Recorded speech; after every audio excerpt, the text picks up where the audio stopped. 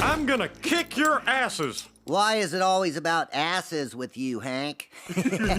Welcome to Watch Mojo, and today we're counting down our picks for the most misguided or even malicious acts by the mild-mannered lead on King of the Hill. But you don't understand, that wasn't the real flame. You don't understand. Number 20, built engagement to be engaged on a lie. Peggy remembers her and Hank's disastrous first Valentine's Day in high school as the moment they fell in love. After they bonded over the phone while Hank was supposedly nursing a back injury, they got engaged to be engaged. I'm sorry I ruined your Valentine's Day. You didn't. I mean, I'm just so glad you're okay. But I'm not okay. Uh-huh. I bet I'm missing a great dinner, huh? But today's Valentine's turns downright catastrophic when Peggy learns through her husband's permanent records that he was actually out with mono. He says he contracted it from drinking someone else's soda, when in fact he was forcibly kissed by another girl. No. Come here. Stop. Don't. So Stop. sweet. Although Hank is blameless in that regard, his decision to lie to Peggy then and now corrupted the foundation of their marriage. Thankfully, the Hills have had many more legitimately romantic moments since then. That's right. And I baked you a cherry pie with a golden brown crust. Boy, I tell you what, Peggy, that's my favorite. Number 19, mooned Ann Richards. It may be medically diminished, but Hank's glutes can cause a lot of problems. During a trip to Austin for Bill's birthday, the fellas talk the old fuddy-duddy into mooning through the glass elevator of a fancy hotel. They end up leaving Hank as the only one literally with his pants down.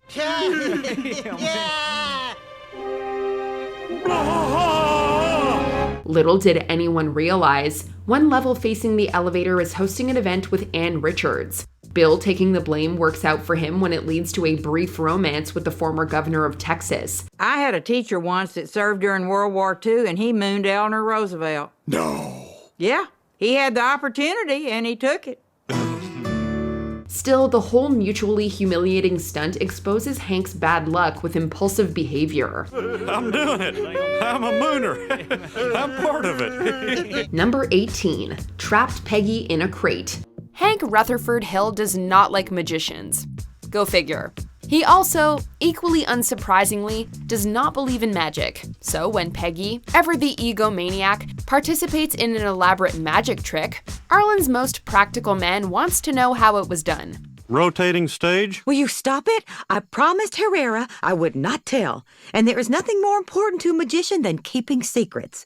Probably because so many of them are gay. After brainstorming solutions involving mirrors, a rotating stage, and hearing out Dale's twin Peggy theory, Hank resorts to simply claiming to have cracked it and sealing Peggy into a crate until she reveals the secrets. I have sealed the box. Okay, now what? Now you tell me how that trick was done. What? You're not getting out till you tell me. Hank Hill. I can wait. However, it's Hank who caves instead, letting her out, lest they be late for church. Peggy, I'm sorry, I didn't... Thou shalt not speak to me. Number 17, gave Bill some tough love. It's an especially hard Christmas for Bill, as he marks the 7th anniversary of Lenore leaving him.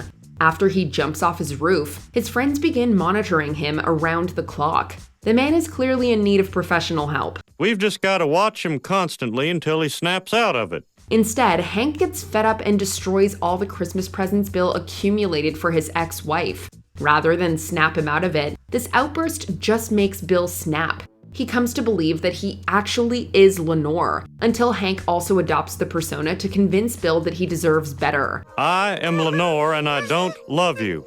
No, Hank. The difference with this rant is that it's about supporting Bill instead of berating him. Though Hank crucially learned the difference, he's surely no qualified therapist. I hit rock bottom there, didn't I, Hank? And hard. And it's all uphill from now on. Yep, the wind's at your back, buddy. Merry Christmas. Number 16, extinguished the Olympic flame. Hank's friends may have entered him into a contest to carry an Olympic torch across through Arlen, but he doesn't take the honor lightly. In fact, he takes it seriously enough to sacrifice his own honor. After dropping the torch in a puddle away from the crowd, Hank begrudgingly lights a new flame. Is everybody clear on the plan? That's not the real flame, that's just fire. It's cheating. No, it's fine. His conscience ultimately gets the best of him just before the handoff. Thankfully, Bobby is able to use a cigarette that Dale lit with the original flame to transfer it legitimately.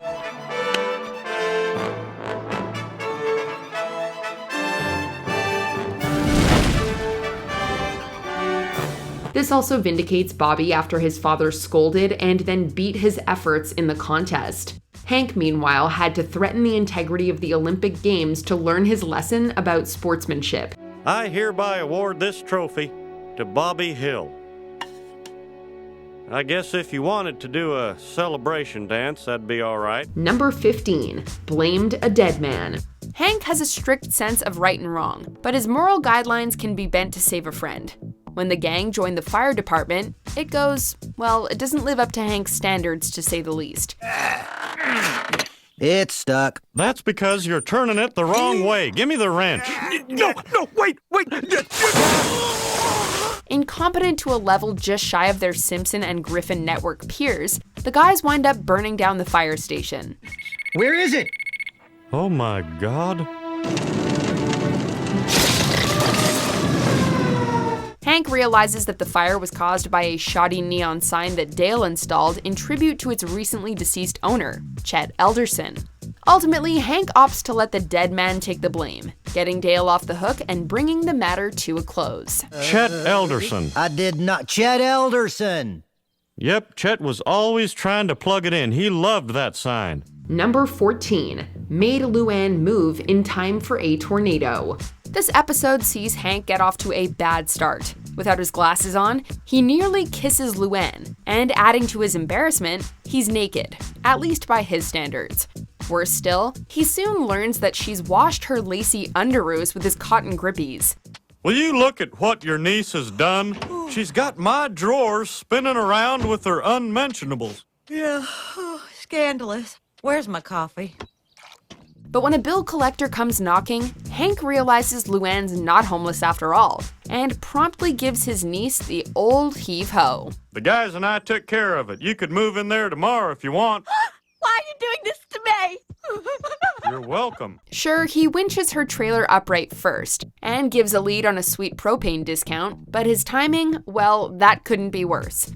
Not only does Luann not want to move out, there's a twister on the way, and a trailer is as unsafe of a place as she could possibly be. I love you! And Bobby! And Luann! To a lesser extent! Number 13. Got Con fired. Con can't help but show off to Hank when he lands a big promotion with a classified contract. But of course, Hank should know better than to cave to his friends about golf club material that could be adapted by the US Army. After swinging that club, I literally felt like dancing. When Bill mentions this information to a general over a haircut, Con loses the contract and his job. Hank feels this is entirely Con's fault, until Peggy makes him realize that he shouldn't have betrayed his neighbor's trust. Hey, don't try to make me into the bad guy. Con's the bad guy. He leaked government secrets. He's lucky they didn't shoot him. You know who's responsible for gossip? Gossipers. Con ultimately finds a better job, albeit with a 3-hour commute to Houston. The whole ordeal puts his connection with Arlen into perspective, but suggests that Hank may not respect Con's work that much after all. Well, you got me there, Con. My trunk is not like a movie star trunk. It's just a family man trunk. Number 12. Tricked Bobby and Luann. When Bobby gets the opportunity to house sit for Boomhauer, it seems like the perfect way to teach the boy a lesson in responsibility. Instead, Bobby becomes co-host of a Boomhauer-grade party, and when it goes south, he holds Luann responsible. Because of you, I'm propless. Hey, you can't throw those out. This CD is all I've got left of Rad. A prank war ensues, resulting in Bobby sabotaging Luann's birth control pills, and Luann tricking him into thinking she's pregnant. Mom, Dad, I've gotten Luann pregnant. Tapping in Hank and Peggy, Luann takes part in a fake wedding conducted by Bill to further prank Bobby. Only Hank takes it to the next level. He convinces Luann that Bill really is a minister and that her marriage is legally binding. It wasn't his battle, but Hank won all the same. No! Number 11. Took advantage of Khan's condition. While times are changing, bipolar disorder is still a very misunderstood condition. Likewise, Hank isn't all that hip to the signs, or the jargon, and advises Khan, frenemy, and neighbor to skip his meds. Listen, if you're not sick, don't worry about it. Wives have turned us into pill-popping, baby-wearing, teeth-whitening sissies. With Khan's condition unregulated, his mood swings toward the positive and productive, which works out very well for Hank and his super grill. Khan's ideas come fast and furious. Trouble is, that high doesn't last forever, and when his mood crashes, so does Project Super Grill. Khan? Sadness covers me like a blanket. Tuck me in, let me die. Backed into a corner, Hank hunts down some medication, but before it has the chance to kick in, he once again takes advantage of Khan's mania to get his grill finished. Let's get to work. Oh, can you help me move my couch too? Actually, Khan, we were able to get your Glad to see you're feeling better, Khan. No use in wasting this good mood, huh? Number 10. Severed Dale's finger. Dale only begins to push Hank over the edge by building a tunnel that causes the Hills house to be condemned. Their irritating stay with the Gribbles comes down to Dale disrupting Hank's construction work until his finger gets cut off by a circular saw. Aren't you supposed to be inside the lines? You're outside the lines, see?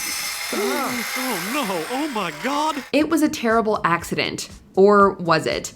A lawsuit forces Hank to take anger management classes when he maintains that Dale was the one being reckless and that living with him could break anyone. Take it easy, Parcheesi. That is exactly the kind of anger that leads you to cutting off people's fingers. Peggy, you of all people know I didn't do that on purpose. That's a poor excuse for the usually cautious handyman's inattentiveness with dangerous equipment. Maybe he did want to harm his obnoxious friend, at least subconsciously.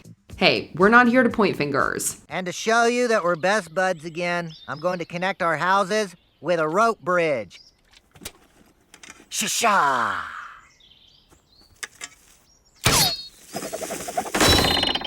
Dale! Number 9. Inspired environmental extremists. It's bad enough when Hank pays sticker price for a new car after Peggy had negotiated a good price. He somehow never figured out that Tom Hammond, his preferred car salesman, has been ripping him off for 25 years. I don't believe this. You know what, Tom? I'm going to teach you what loyalty means. Mark my words. This sparks a feud that Hank hopes to end by posting disparaging flyers throughout Tom's dealership overnight. Instead, after he invites a radical environmentalist to join in the vandalism, the kid and his friends end up burning down the lot.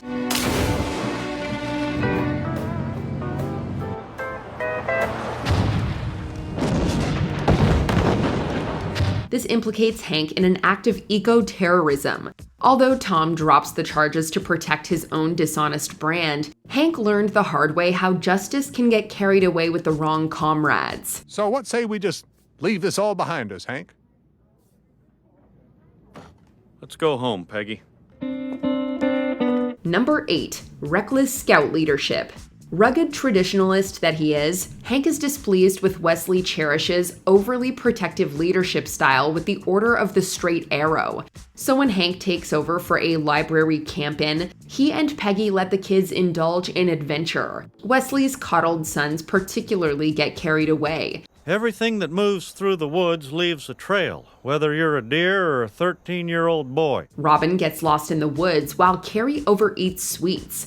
When Wesley returns after things have settled down, he informs the Hills of Robin's ADHD and Carrie's hypoglycemia. Oh, so you think you know what's best for my kids? Robin has ADHD and Carrie's hyperglycemic. Hank and Peggy's meddling leniency not only insulted Wesley as a parent, but endangered his kids. It just goes to show that there is no straight path with effective and responsible leadership. I feel terrible, Hank. I had no idea how emotionally involved I'd become with my welcome wagon families. I cannot take the stress. I am out. Number 7. Bad faith environmentalism. Sure, Hank likes the environment and all. It's traditional, but newfangled hippy-dippy environmentalism, not so much. That is, until it suits his needs. I thought you said tree huggers like me and Mr. McKay were a bunch of noodle-brained communists. No. No. Learning that the town's quarry is to be drained, thus exposing the fact that Hank, Dale, and Bill crashed Boomhauer's old Mustang, Hank opts to throw in with the Enviro posse in an effort to stop it. Doing so, he inadvertently bonds with Bobby on the younger Hill's terms. Drain the quarry, you'll be sorry. Oh, now that is good. But all this means is that when the jig is up, not only does Boomhauer learn the truth about his friends and what happened to his old beloved, but Hank also hurts and betrays Bobby in the process. Pull it together, guys. I haven't spent all this time acting like an environmental nut job just so Boomhauer could find out we dumped his car here. Number 6. Made Bobby work for Jimmy Wichard. Bobby just doesn't get the value of $1. And so, ever on a quest to improve his son, Hank pushes Bobby into a part-time job at the local racetrack with Jimmy Wichard. The job is simple enough. People are hot and dry and they want something cold and wet. So, if I understand you correctly, you're saying you'll teach my boy the value of $1. If you work for Jimmy, you're gonna work hard. You make money. The people are hot and dry. That sounds just fine. The downside? The boss is hostile and incompetent. Smash! Yeah. Good, I said! Don't be afraid of them bottles. They pop good. Make them pop good. Smash! Beyond knowing he's in charge, Jimmy Wichard doesn't know much, and Bobby is trapped in the situation due to Hank and Hank logic. It's only when Jimmy puts Bobby's life at risk that Hank finally accepts that Bobby is right, and that Jimmy really is a moron. Go to here, go to boy! I want a soda! Go to now, you! Oh! Number 5. Flooded South Arlen. Hank talks a big game when he takes over the dam during a massive rainstorm. But when he suspects that it's giving out, he's the one who cracks under pressure. Hank opens the floodgates to relieve water pressure on the dam, consequently destroying many evacuated homes and businesses in South Arlen.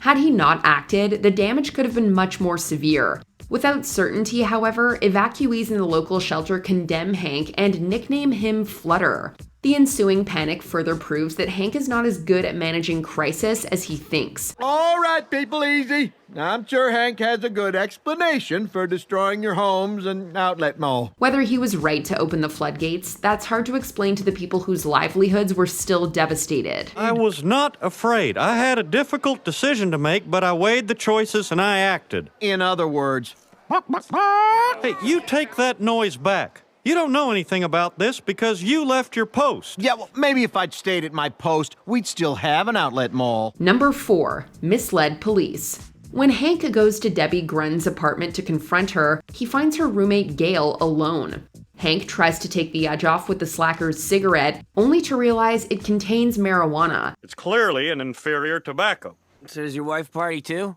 Party? We throw a party for 4th of July and Labor Day. No, I mean party, get high, get stoned. Ah! Meanwhile, Debbie is found dead in a nearby dumpster. Police arrest Gail for murder, as Hank is too worried about people finding out about the pot to explain that he was with the suspect on the night in question. But Gail couldn't have done it. He was... He was what, Dad? Nothing. Only when police start looking at Hank does he provide the alibi. His stuck-up ways very nearly landed an innocent man on death row.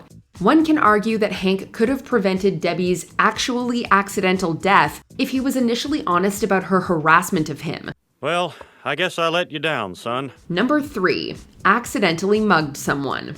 Hank doesn't play around when he suspects Barry Rollins of stealing his wallet after they bump into each other. Give me that wallet!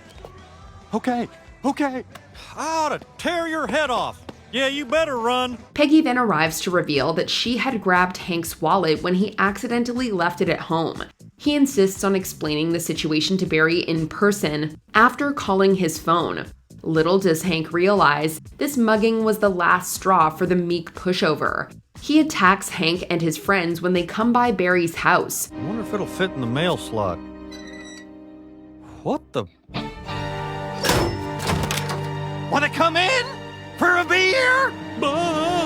Only during his arrest is his wallet finally returned. The whole thing could have been avoided if Hank didn't hesitate in talking things out with Barry. That doesn't stop the otherwise apologetic Hank from pressing charges. Anyway, I'm sorry. Are you pressing charges? Hell yeah. Number 2, gender discrimination.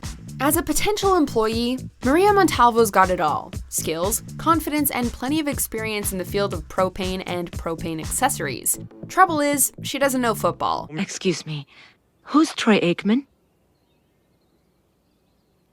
Oh, and Hank's afraid that she'll accuse him of harassment. So he plays it safe and hires someone with substance use disorder.